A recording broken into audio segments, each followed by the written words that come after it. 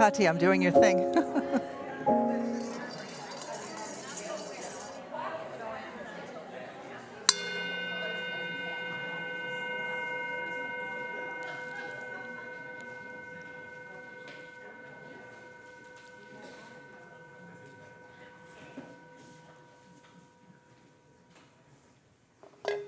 Good morning, everybody.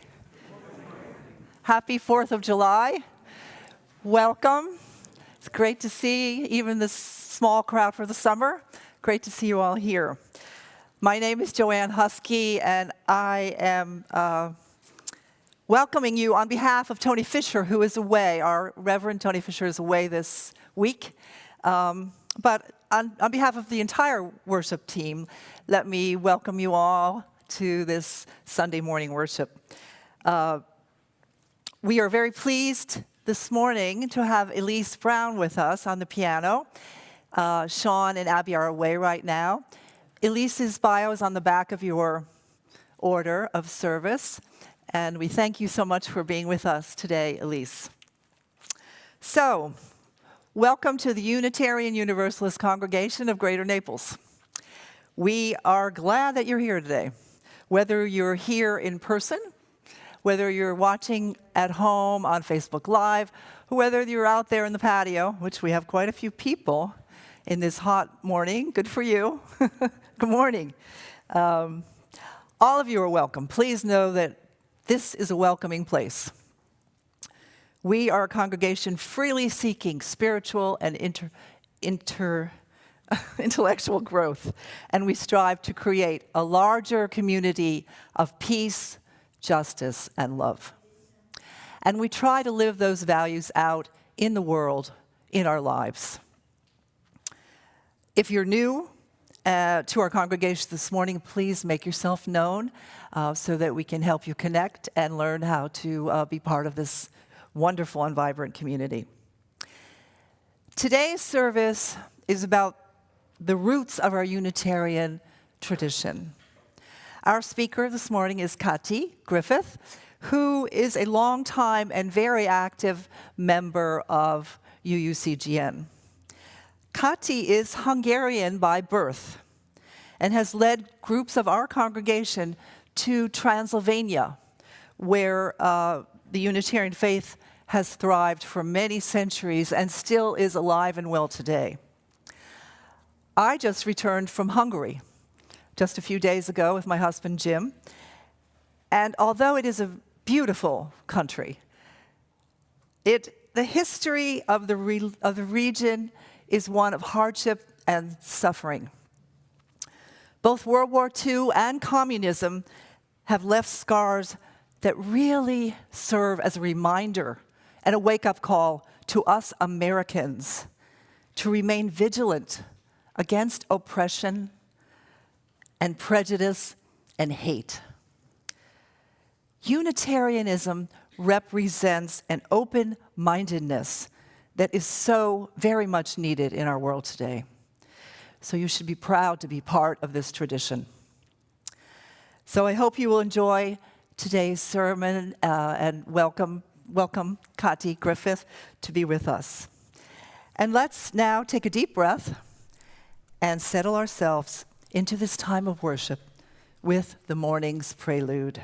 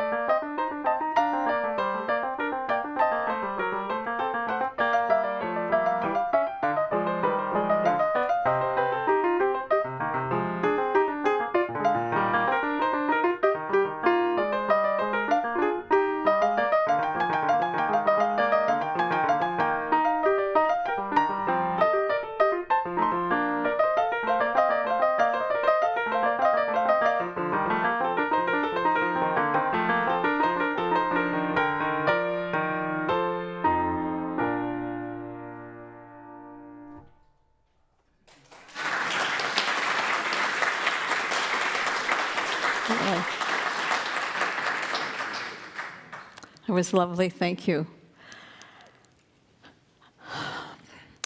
Before I begin, I just wanted to let you know why the dais is decorated. It's because this is traditional in Unitarian churches in both Transylvania and in Hungary. Of course, Transylvania was part of Hungary for 1,000 years, so this is a Hungarian tradition, and all the churches are decorated like this. If you see a photograph, you'll see this handiwork. So that's why I thought I'd bring some of it in and give you a feel of what it's like to be in a Unitarian church in its native country where it was born. So I'll be speaking on the origins of Unitarianism, which happened back in the 16th century during the Reformation. I know a lot of people don't know that. They confuse us with unity and so on, very new religions. This is a very ancient religion in terms of the passage of Christianity. So it is derived from Christianity, even though our version is less and less so. But it was, what I wanted to really bring out was that not just that you understand the history or that this is a faith that has survived for many centuries, but that it was unique when it started, and it is still unique. As you know, people will say to you, what is Unitarianism? So I want to talk about that a little bit and about how we differ from other religions around us. As you know, we are a very small sect here in the United States and in the world, but our ideas, as Joanne mentioned, are our dedication to freedom of speech and freedom of religion are definitely part of who we are. Our opening words today come from the Reverend Bill Schultz, whom many of you know. Come into this place of peace and let its silence heal your spirit. Come into this place of memory and let its history warm your soul. Come into this place of prophecy and power and let its vision heal your heart.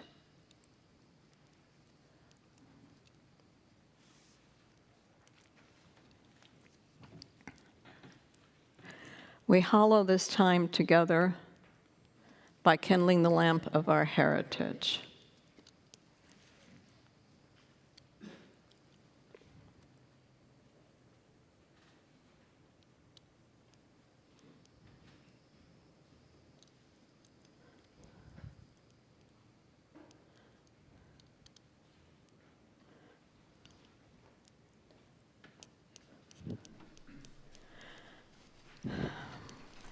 Let us rise as you are willing and able and join in singing Thanks Be for These, number 322 in the gray hymnal. The words will also be on the screen. This tune is a traditional Hungarian melody from the 16th century. Also, Elise will play through the entire hymn so you know the melody. We haven't really sung this hymn before, so she's going to help us get familiar with that. Okay? Thank you.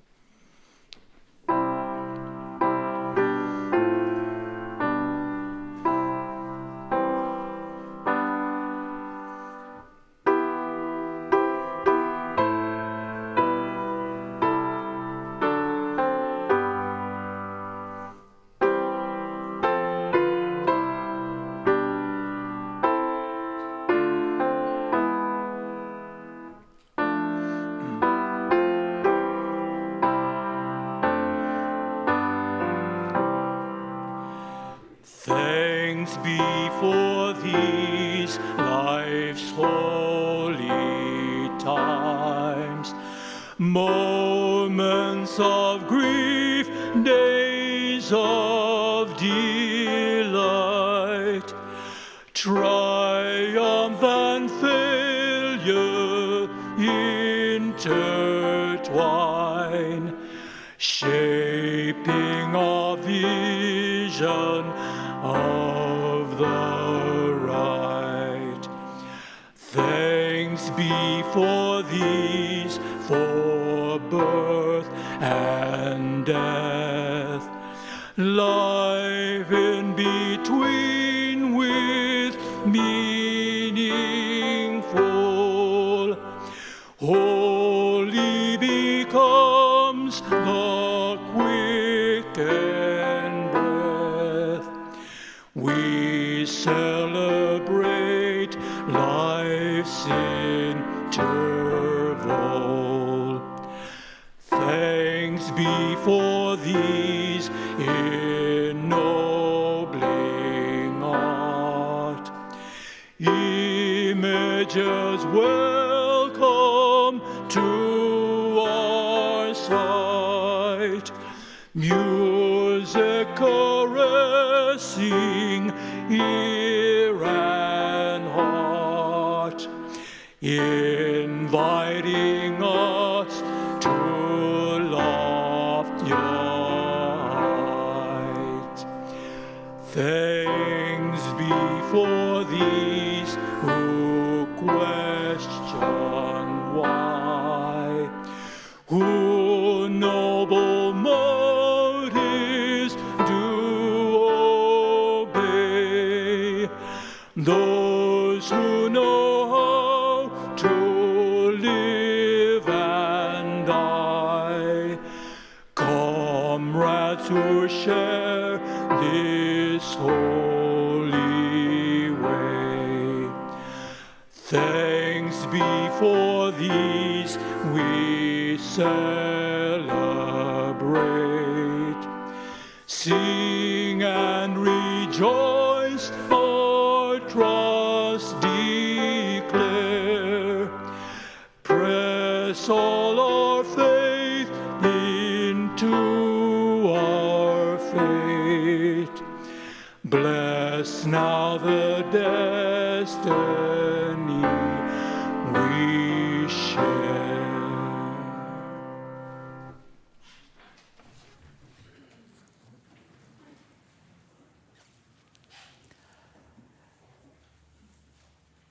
The Edict of Torda was a document that initiated our faith as a religion and is the basis of the original beliefs of Unitarianism.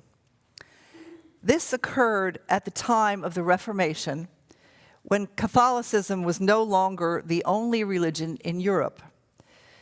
The Edict of Torda was passed in Transylvania of the Kingdom of Hungary by King John Sigismund in 1568. For the first time in Europe, the edict allowed freedom of religion and forbade people from mistreating each other on religious grounds. It emphasizes the local community's right to freely choose their pastors and the right of individuals not to be persecuted for their beliefs. The Edict of Torda was an extraordinary achievement of religious tolerance by the standards of the 16th century Europe.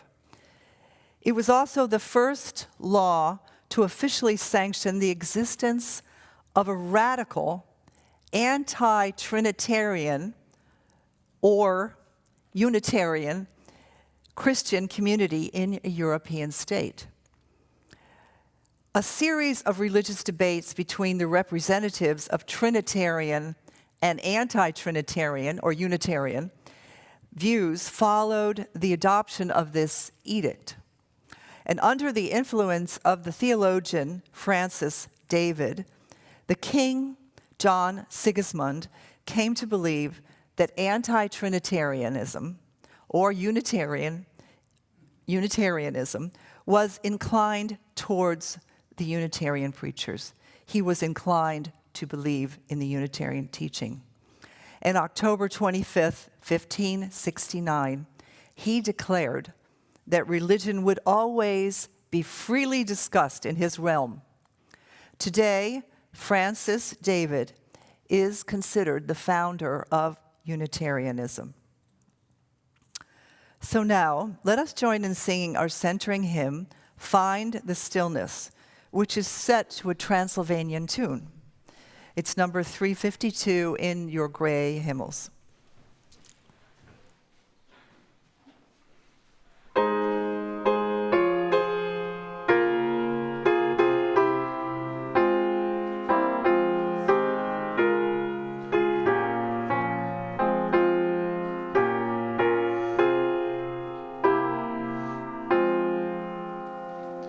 Find a stillness, hold a stillness, let the stillness carry me.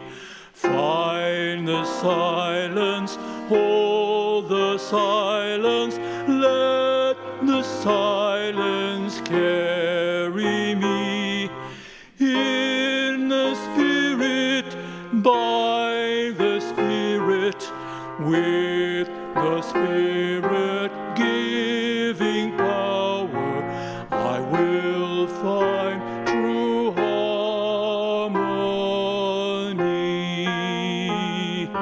Seek the essence, hold the essence, let the essence carry me.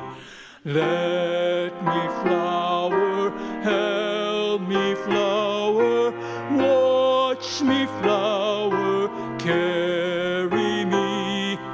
In the Spirit, by the Spirit, with the Spirit giving power, I will find true harmony.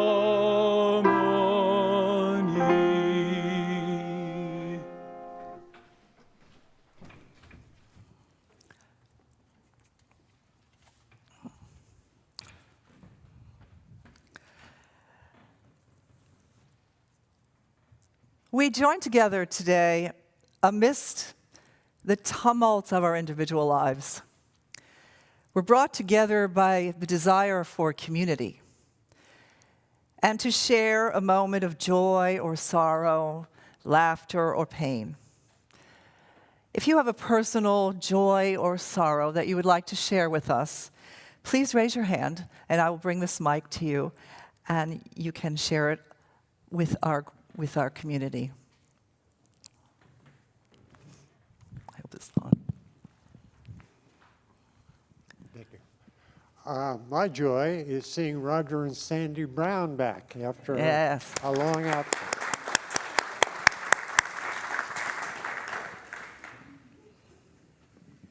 I have a joy I want to share.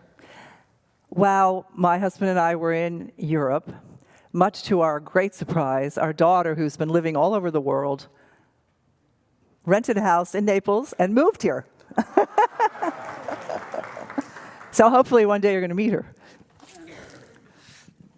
I have a joy to share. As you know, we have an art display right now. Many of you have seen it in the back room. I was able to get Harriet Heithaus to come here, and she interviewed me, gave me 3 pages in the Naples Press today, and they talk about the Unitarian Church quite a bit too. Wow, great. And Joan's son was our photographer, so it was wonderful. Marvelous. Thank you. Great. Thank you for letting us know that.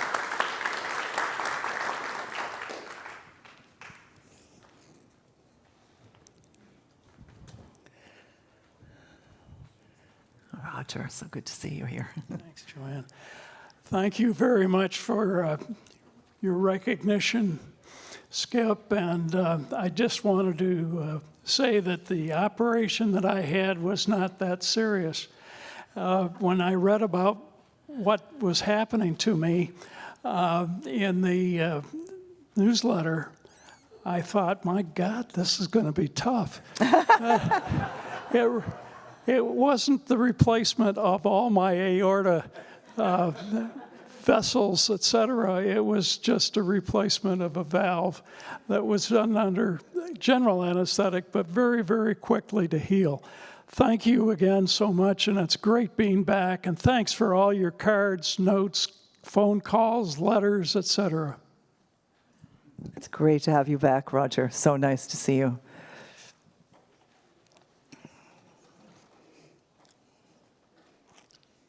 Both. Okay. I have a personal joy. My son, Matthew's uncle, is getting married, and we're going to be going to Denver to celebrate the wedding with him in 2 weeks. Yay. Congratulations. Congratulations.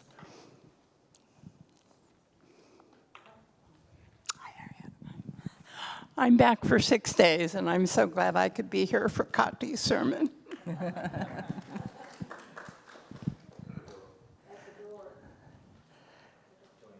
One more? Yeah.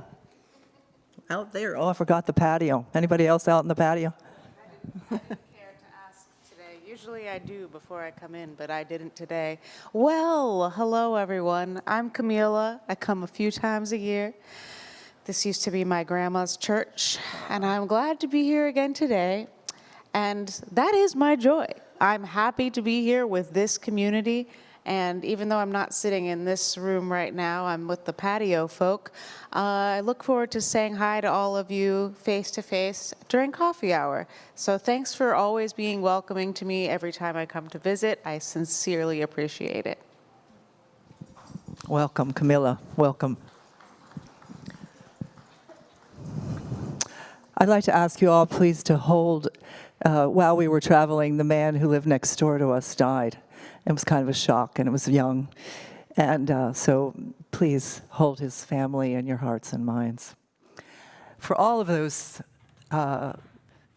thoughts and sorrows, joys that we're holding within, let us take a moment of silence. Thank you all for sharing.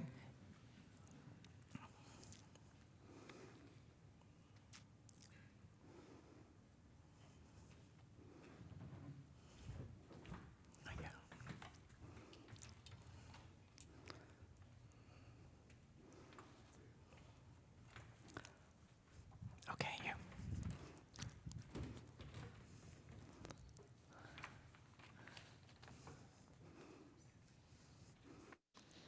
Our meditation today is from the great Paul Robeson. I shall take my voice wherever there are those who want to hear the melody of freedom, or the words that might inspire hope and courage in the face of despair and fear. My weapons are peaceful, for it is only by peace that peace can be attained. The song of freedom must prevail. Let us join together in a few moments of silence.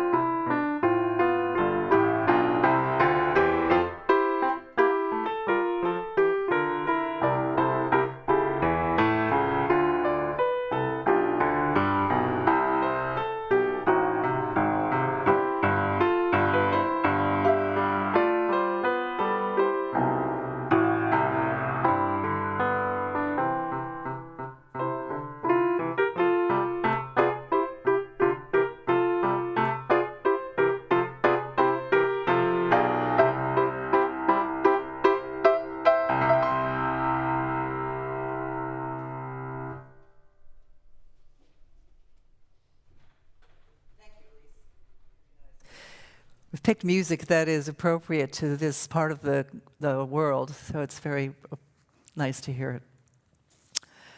So I'm going to read you now the actual text of the Edict of Torda.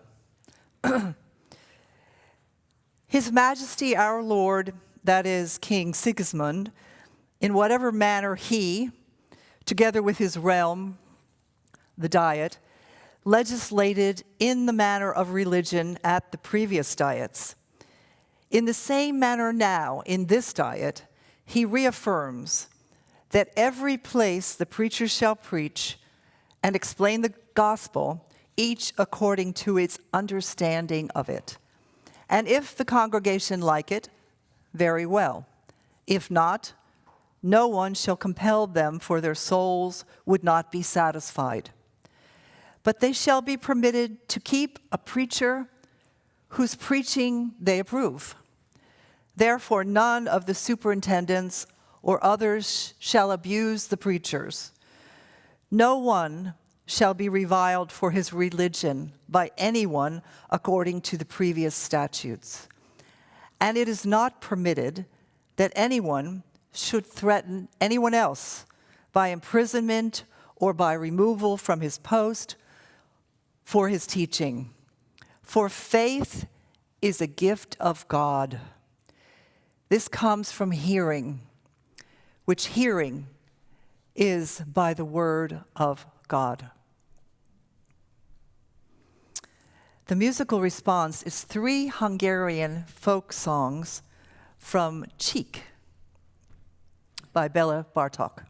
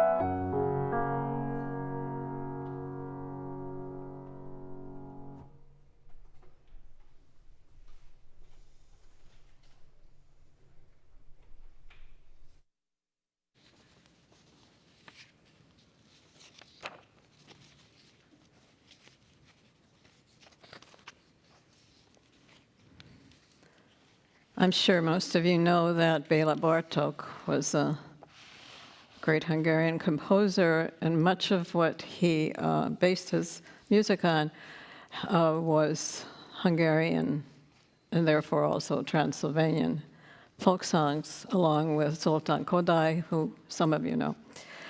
So this was beautiful. Thank you, Elise. Did a nice job.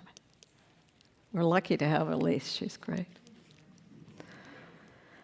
So I call this homily, speech, whatever, unruly ancestors, because I think we're kind of unruly ourselves in our presence in the world. So we come from good stock.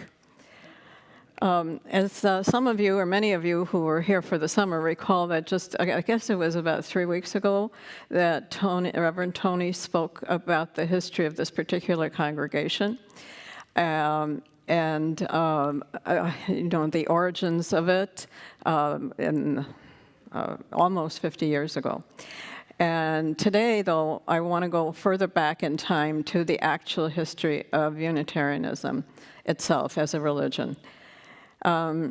Tony's story of this congregation really resonated with me because my husband Dave and I joined about 30 years ago, so just 20 years after its founding, when it was pretty much a different congregation. And now we're planning to celebrate our 50th anniversary, which is pretty amazing.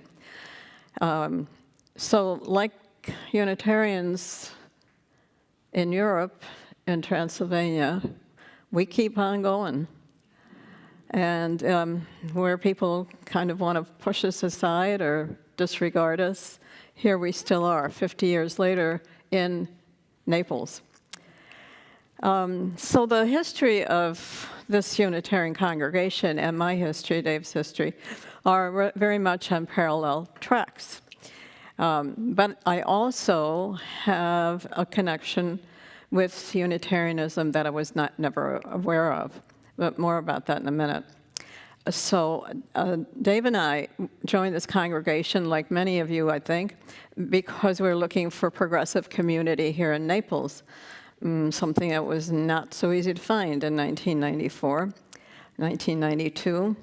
And honestly, we were not looking for a church home because we were never particularly church-going people. Neither of us was what you call religious, but we had a history of having gone to the University of Chicago, which was very liberal, and I lived in, as an immigrant child, I lived in a predominantly black neighborhood in Chicago.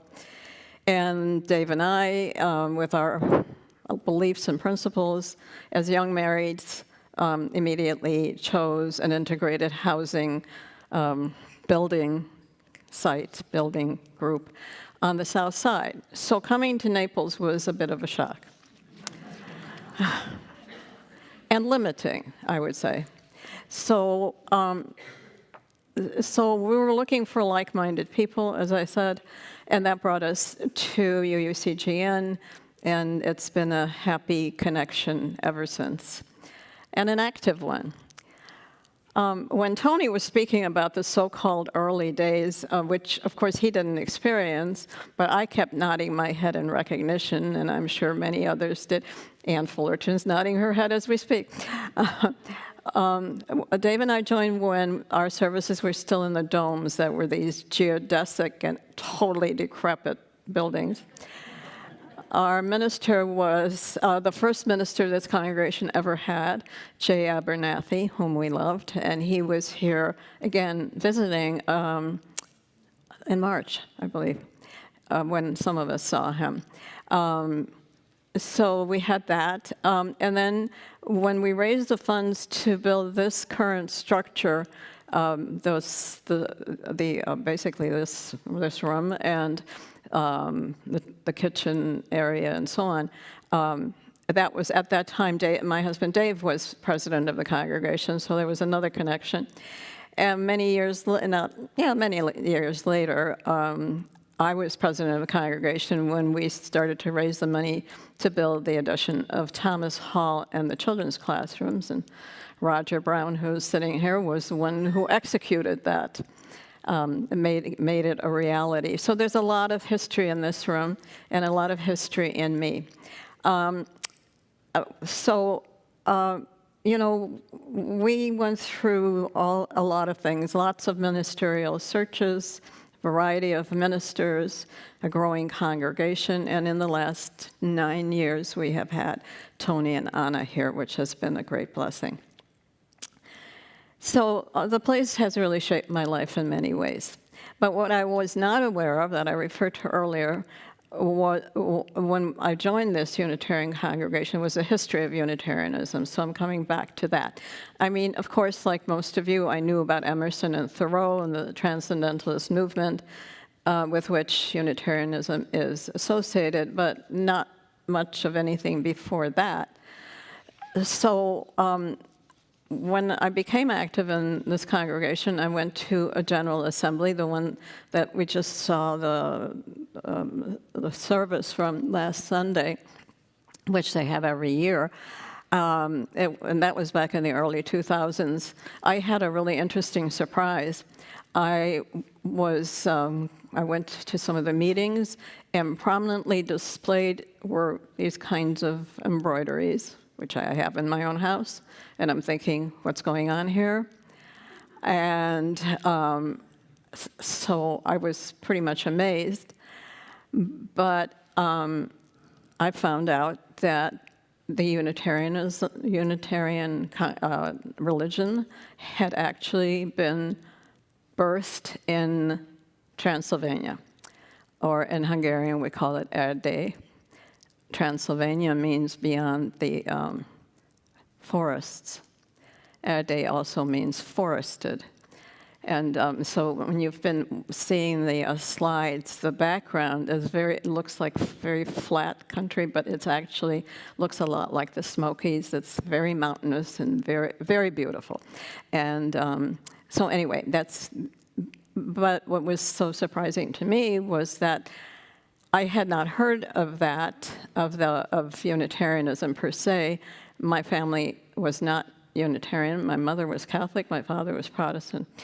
But on my mother's side, all the generations lived in Transylvania. So this was my tradition, and I didn't know it.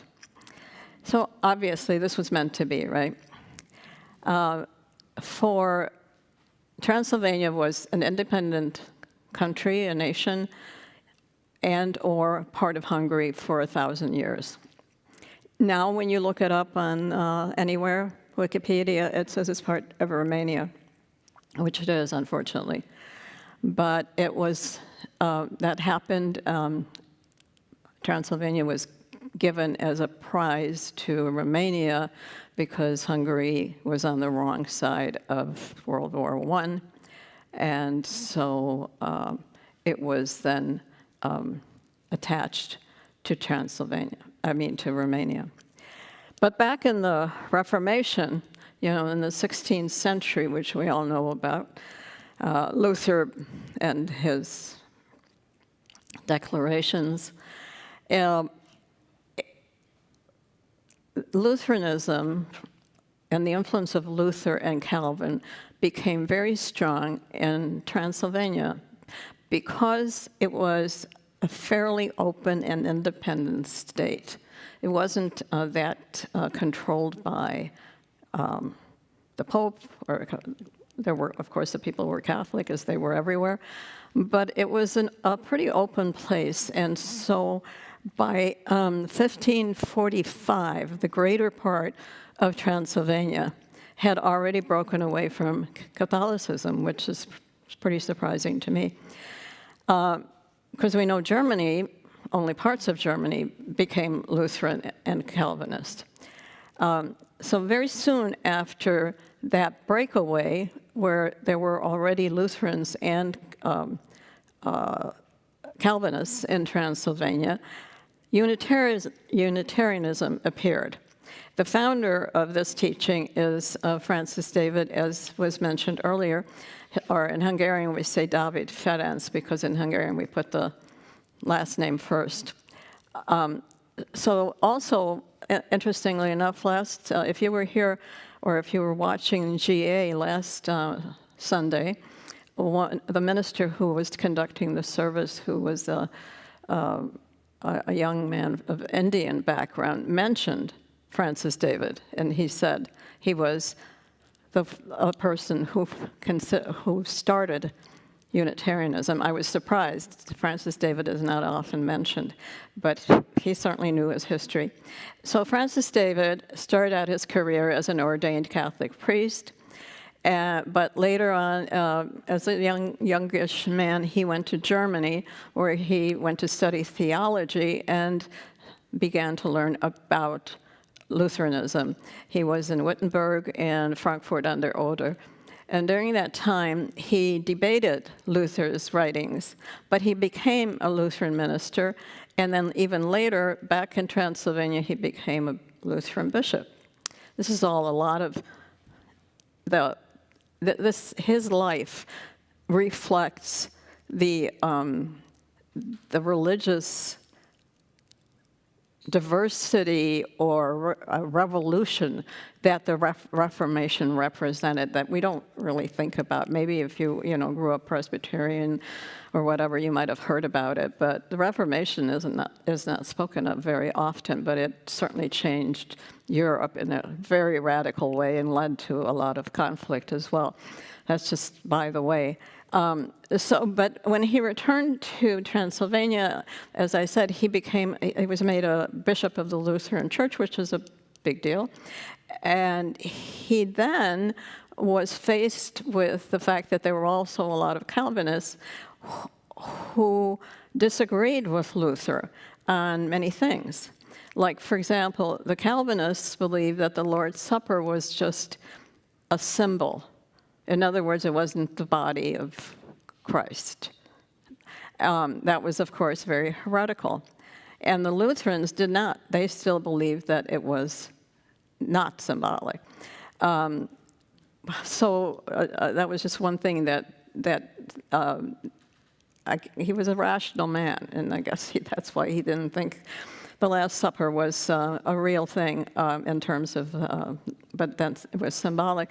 And so he thought what he could do would be to unite the Calvinists and the Lutherans.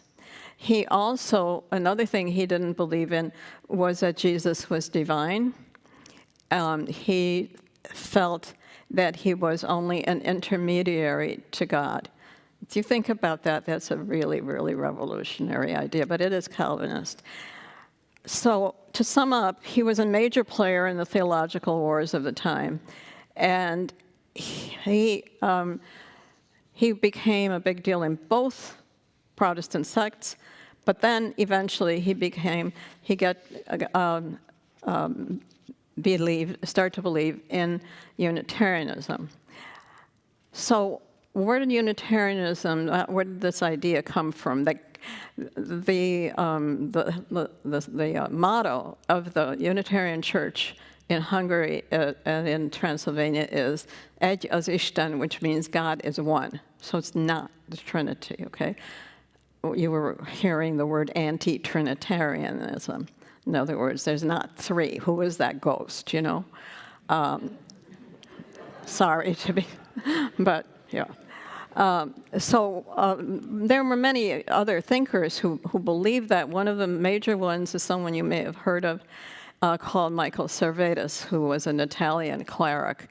And he was very strong in his belief that God is one. But unfortunately, he was burned at the stake by Calvin, who didn't like his ideas about that. But Servetus had a strong influence, not just in Transylvania, but in the entire Reformation. So also Francis David succeeded, once he decided, once he thought that Unitarianism was the thing, he he was very close to the king because he was one of the great minds of the time. And he was successful in convincing King John Sigismund, otherwise known as János Zsigmond, the King of Hungary and the King of Transylvania, of his belief in Unitarianism. And that's when the king called the synod in 1567, and they adopted the document that you just read, the Edict of Torda. Torda is a place in Transylvania. That's why it's called the Edict of Torda. It's the law of Torda. It was just written there because that's where they met, where the king's people met. And as you had heard, it was the first time in Europe that freedom of religion had been formally decreed. And that's something very few Unitarians know, and we should be pretty proud of, I think. Freedom of thought or belief is one of those things that draws us to this belief system. Just to reiterate, the declaration in the Edict of Torda, among other things, says, preachers shall be allowed to preach the gospel everywhere, each according to his understanding, and no one shall be made to suffer on account of his religion, neither the preacher nor any of his listeners. So individual freedom, as well as freedom of religion per se, were declared in this. And by the way, it also established that the equality of the four reigning religions of the time, Catholicism, Lutheranism, Calvinism, and Unitarianism. So he was not, King Sigismund was not making Unitarianism the church, the state religion. That was not the point. The point was all religions were equal, and you could follow whichever one you pleased. And they were legally recognized, so there's a little distinction there. But unfortunately for David, King Sigismund died a few months after the edict was announced, and a new king was elected. And notice that Transylvanian kings were elected, as were bishops, by the way, and they're still elected. Bishops are still elected in our Unitarian churches in Transylvania and in Hungary. But the successor to Sigismund was a name you may know, Stephen Batory, who was also Hungarian, but he became one of the great kings of Poland, which was fine, except that he was a real enemy of Unitarianism. There were also others. It was because of this turbulence of religious thought and discussion and theology and philosophy and so on. There were many others who also believed, as Francis David did. Servetus, whom I mentioned, who was killed by Calvin. And in the 1570s, there was a group that emerged in Poland called the Polish Brethren, and they were also called Unitarians. They had similar ideas as the Hungarian Unitarians. They followed more the ideas of a man named Socini, who was also Italian. But these Unitarians also did not believe in heaven or hell or the idea of Trinity, certainly not in the virgin birth. So we had that in common, and so they can also be called Unitarians. The problem there was that because now, as I mentioned, King Batory, Stephen Batory, when he became the king of Poland, he was very anti-Unitarian, and so they were expelled. They lasted about 100 years in Poland, and then they were expelled and went to mostly the Netherlands and some to England. But the religion did not continue to exist as such in Poland. But the good thing about them was that they influenced people in England and in Europe in general, people like John Locke and Joseph Priestley, Priestley was very influential in starting Unitarianism in this country. And that's probably where, some of our forefathers here got their ideas were from John Locke, whom you all know, and Joseph Priestley, who was also big, as I say, in theological circles. But although the Polish Unitarians disappeared as such, Unitarianism today continues to exist in Transylvania, to a lesser extent in Hungary proper, and it's recognized as one of the religions, especially now, of course, after the end of communism. So because we're not very theologically inclined in this country as Unitarians, but we do have some of those same principles, not just the freedom of religion and freedom of belief, but specifics like not believing in the divinity of Jesus or heaven and hell, the virgin birth, and things like that. Those were rejected over a period of time in our American Unitarianism.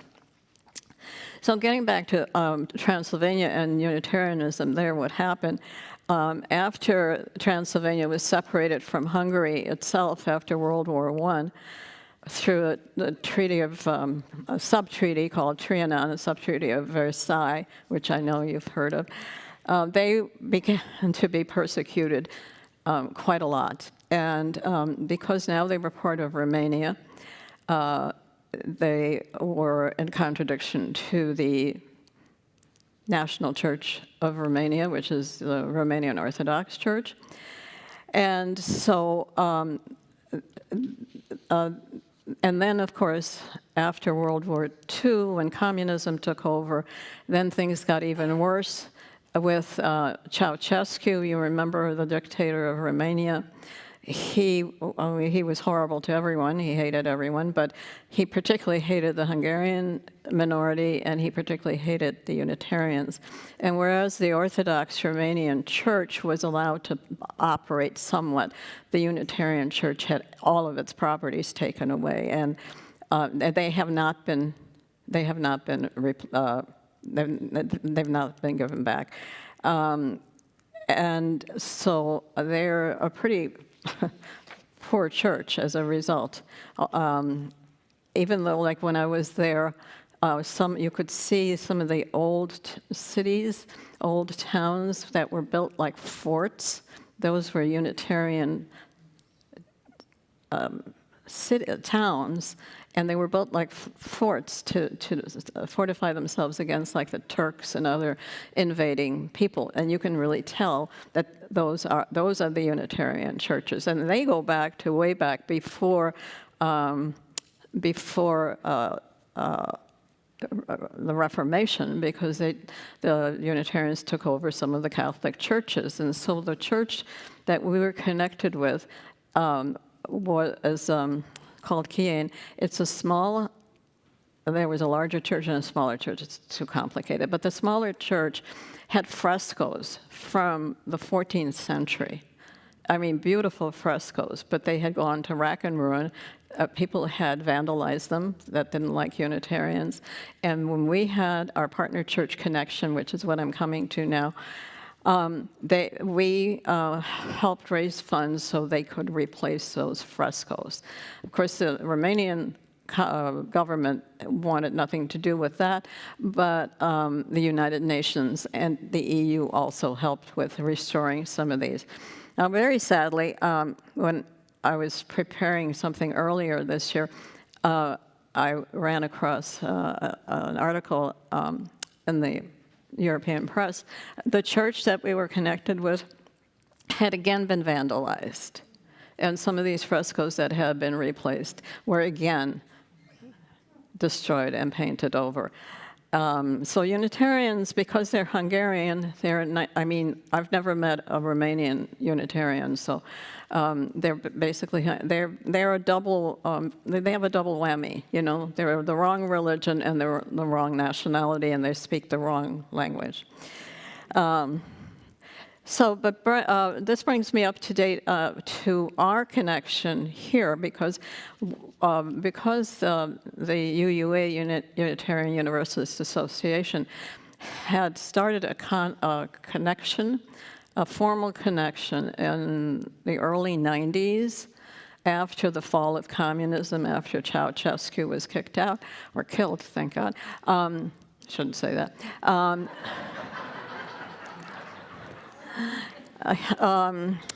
Anyway, they formed this connection because the American Unitarians wanted to support the European Unitarians. It just made sense. So we had this connection, and this congregation, particularly, we had this church that we connected with, and we raised money. And you guys remember the Browns, right? And Ann and Brian Maitland-Smith and I cooked any number of dinners to raise money for these churches, and so we had a very strong connection. And the minister from that church, whose name is Istvan Kovac, some of you may remember him, he actually was here last week at the GA, and brought his son, and I got him and Tony together for dinner. So they had dinner the other day, and apparently it went very well. And Tony's been very interested in building another connection with the Unitarians in Transylvania, so I don't know what's going to come of that. But in addition to the fact that they had dinner together and then this connection perhaps is going to start again, it turns out that, this was just one. Our partner church was just one of many churches here in the United States that had partner churches and had connections and went back and forth. We sent some teenagers over there, and Dave and I were there, and they were here, and there were quite a few connections. But many churches have kept those connections, and so that program still exists. So I don't know what's going to happen about that, but it's a thought that you might contemplate. So this is something that's going on right now. Our connection to this ancient religion is, although we're different in many ways, we celebrate differently, but we have the same beliefs, and we certainly have the same beliefs as they did and that they did originally. So I think it's important to remember that those religious beliefs which we ascribe to, and those beliefs about freedom, they also believe, and they live for them, and they suffer for them. Unfortunately, we certainly have not had that experience in this country, but they have for centuries and centuries been fighting for those beliefs. And I think it's important for us to know that and to be proud of that background. So we modern-day Unitarians are also, rebels and reformers in our own way, being in the forefront of rights for civil rights, religious rights. So, and it's pretty obvious to me that this particular congregation in Naples is pretty much the only bastion of progressive belief, much like our distant ancestors were. And like them, I think we will continue on that path. Thank you.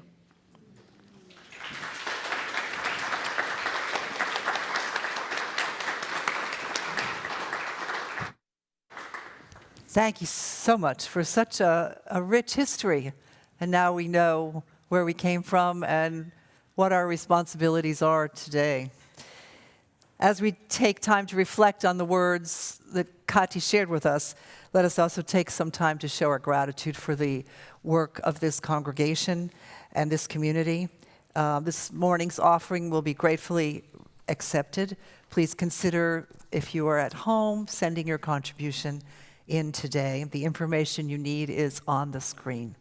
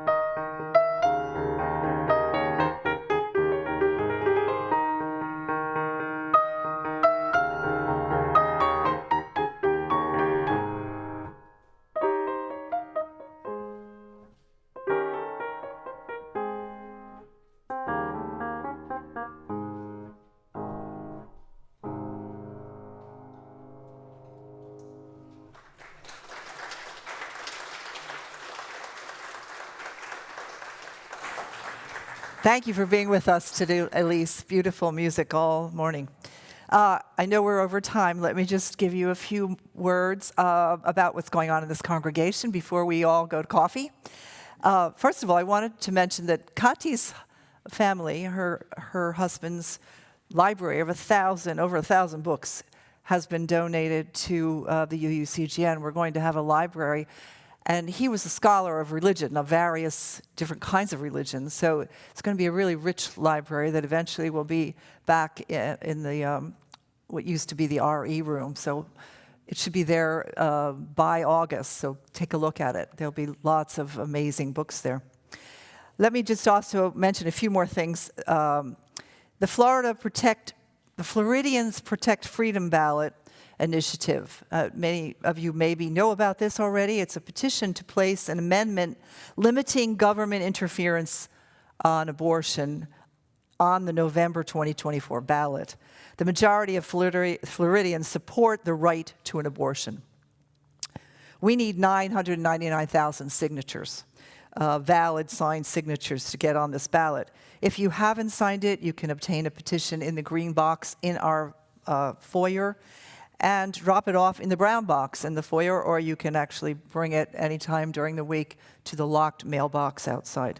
If you want to know more about this, you can check out floridiansprotectingfreedom.com. Also, Walking Through Loss support group is going to be starting here.